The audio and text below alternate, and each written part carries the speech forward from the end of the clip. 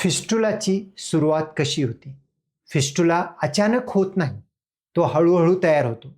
खूप लोकं म्हणतात, "मला बुद्धाशयाजवळ अचानकच छिद्र पडला आणि त्यातून पाणी येतोय."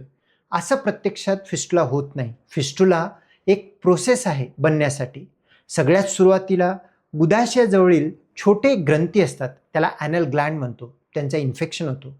तो इन्फेक्शन आजूबाजूच्या चमडीच्या खाली किंवा तिथल्या फॅटमध्ये गाठ तयार करू.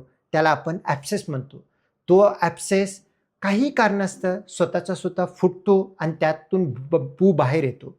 किंवा काही वेळेस आपण खूप त्रास होतो म्हणून सर्जनकडे जातो. तिथं चिरा घेऊन सर्जन तो ॲब्सेस पूर्ण फोडून बाहेर काढतो.